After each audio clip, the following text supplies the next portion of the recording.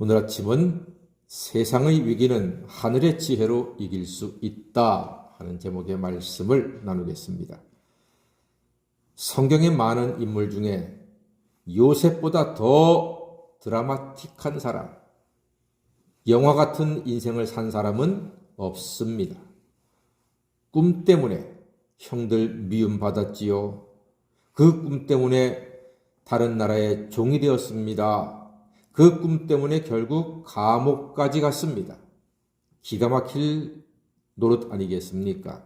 그런데 그 감옥에서 나올 수 있었던 이유는 무엇이었습니까? 역시 꿈 때문이었습니다.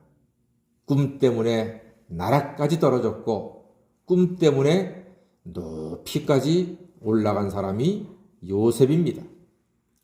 술 맡은 관원장의 꿈을 해몽했던 일이 기억되어서 오늘은 바로의 꿈을 해몽하게 되었습니다. 자, 요셉에게 있어서 꿈 해몽의 원칙이 있습니다. 그것은 바로 하나님이 하나님의 뜻을 말씀하신다 하는 것이 요셉의 원칙입니다. 즉, 하나님의 뜻을 구하는 마음에 하나님이 지혜를 주셨다는 뜻입니다. 우리도 어떤 일을 당할 때 그냥 한숨만 쉬고 괴로워하고 도대체 뭐가 문제야 하고 따지기 이전에 이 일이 하나님의 어떤 뜻이 담겨져 있을까? 여기에서 하나님이 나에게 말씀하시는 뜻은 무엇일까? 이렇게 하나님의 뜻을 구하는 사람이 복된 사람입니다. 어떤 문제가 닥치더라도 먼저 원망하고 불평하고 짜증내지 마시고요. 하나님의 뜻은 무엇일까? 하나님은 나에게 무엇을 가르치려 하실까를 기도하고 하나님을 바라볼 때 하나님께서는 우리에게 그 문제를 해결할 수 있는 지혜를 주실 줄로 믿습니다. 구하라, 찾으라, 두드리라고 했습니다. 모든 문제 앞에서 하나님의 지혜를 구하시고 하나님의 지혜를 찾으시고 두드려서 하나님의 지혜가 우리 인생의 문을 활짝 열어주시는 은혜를 날마다 누리시는 하나님의 자녀 되시기를 간절히 소망합니다. 요셉이 바로의 꿈 이야기를 듣습니다. 이야기인즉 7 암소 이야기입니다. 살지고 아름다운 7 암소가 약하고 흉하고 파리한 7 암소에게 잡혀 먹었습니다. 먹혔는데 보니까 바짝 마르고 흉한 소가 살진 소를 잡아먹었으면은 그 흉한 소가 살이 져야 될 거 아닙니까? 그러나 여전히 흉하고 파리한 모습으로 있더라 그랬습니다. 또 7 이삭 이야기입니다. 충실한 7 이삭과 바짝 마른 7 이삭입니다. 나중에 나온 그 7 마른 이삭이 실한 이삭을 삼켜버렸다는 것입니다. 왕의 입장에서 이런 꿈을 꾸었으니 얼마나 가슴이 무겁고 도대체 이게 무슨 뜻인가 궁금하지 않겠습니까? 그러나 아무도 애굽 땅에서는 그 꿈을 해석할 수 있는 사람이 없습니다. 용하다고 하는 점쟁이, 점술가 다 불렀지만 그 꿈을 해석을 못합니다. 그렇지요.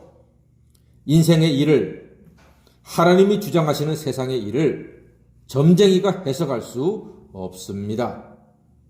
하나님이 우주 만물과 인생을 주관하시는데 어찌 귀신의 종로를 타는 점쟁이 따위가 감히 하나님의 뜻을 해석을 하겠습니까? 사람의 모든 답은 점쟁이가 아는 것이 아니라 오직 하나님께 그 답이 있는 줄 믿습니다. 그러니까 우리는요, 그저 모든 삶에 있어서 하나님의 영광을 구하는 것이 우리 인생의 답을 찾아가는 길인 것을 꼭 기억하셔야 합니다. 저는 빌립보 4장 19절 말씀이 참 좋습니다. 나의 하나님이 그리스도 예수 안에서 영광 가운데 그 풍성한 대로 우리의 모든 쓸 것을 채워주실 줄 믿습니다. 예수 믿는 사람들은요, 하나님의 영광을 드러내고자 하는 마음과 목적으로 살고 기도하고 일할 때 하나님께서 풍성하게 우리의 삶을 채워주시고 더하여 주실 줄 믿습니다. 그렇습니다. 하나님은 결국 하나님의 영광을 드러내는 사람에게, 하나님의 영광을 우선하는 사람에게 풍성한 은혜와 사랑과 기쁨과 소망으로 그 인생을 위로하시고 더하여 주시는 것입니다. 하나님이 주시는 지혜로 해석하는 요셉의 말이 29절로부터 31절에 있습니다. 우리 한번 그 꿈을 볼까요? 29절로 31절입니다. 시작. 온 애굽 땅에 7해 큰 풍년이 있겠고 후에 7해 흉년이 들므로 애굽 땅에 있던 풍년을 다 잊어버리게 되고 이 땅이 그 기근으로 망하리니 후에 든 그 흉년이 너무 심함으로 이전 풍년을 이 땅에서 기억하지 못하게 되리이다. 아멘. 예. 아하, 그게 그런 뜻이었습니다. 먼저 오는 7년의 풍년이 있고 그 뒤에 7년 흉년이 있는데 그 뒤에 흉년이 얼마나 살벌한지 앞에 있는 풍년의 7년을 기억도 못하게 된다. 잊어버리게 된다. 그러니까 임금께서는 지혜로운 사람을 택하셔서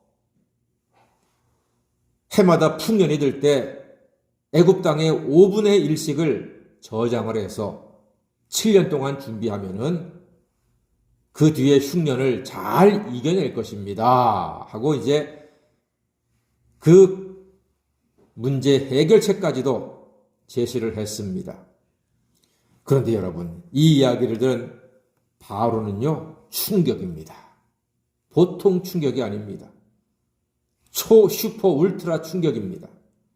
왜냐하면요, 나일강의 비옥함은 전 세계의 자랑이었고 온 세상은 다 굶어도 애굽만큼은 굶지 않는다 하는 것이 바로의 생각이고 애굽인들의 생각이었습니다. 왜냐하면 나일강 때문입니다. 워낙 큰 강이고 그 주변의 땅이 비옥해서요, 양식이 어마어마하게 거치는 거예요. 한 번 흉년 들었다 하면은 지천에 곡식이 깔려가지고 그 양식의 풍성함은 이루 헤아릴 수 없을 만큼 그런 땅이 바로 나일강 주변 애굽 땅이었습니다. 그런데 7년 동안 흉년이 든다니까 바로는요, 머릿속이 새카매지는 거예요. 큰일 났지요. 그러나 요셉은 해결책까지도 제시를 했습니다. 자, 바로의 입장에서 볼 때 당시의 과학기술, 농업기술, 치수관계기술, 생산 능력은 상상을 초월했지만 7년 흉년이 온다는 것입니다. 세상 기술, 수단은 믿을 것이 못 됩니다. 여러분, 아무리 강한 나라도, 아무리 우리의 친구 같은 나라도 그 나라를 전적으로 믿고 의지할 수는 없습니다. 옛날에 그 로마도, 몽골도, 스페인도, 영국도, 지금의 미국도 당대를 호령하고 지배하는 강대국들이었습니다. 그러나 그들도 자기 살 궁리를 하지 다른 나라를 전적으로 도와주지만은 못한다는 것입니다. 사랑하는 여러분, 세상 나라를 믿을 것이 아니라 오직 하나님의 은혜와 능력과 하나님의 사랑만을 믿어야 할 줄로 믿습니다. 나의 하나님이 그리스도 예수 안에서 영광 가운데 그 풍성한 대로 우리의 모든 쓸 것을 채워주실 줄 믿습니다. 요셉의 제안은 풍년 중에 매년 5분의 1씩 거두어서 저장하면 흉년을 이길 수 있다고 했습니다. 사랑하는 여러분, 하나님께 영광 돌리심으로써 풍성한 하나님의 은혜로 늘 승리하시며 배부르고 만족한 삶을 사시기를 주의 이름으로 간절히 축원합니다. 아멘. 기도하겠습니다.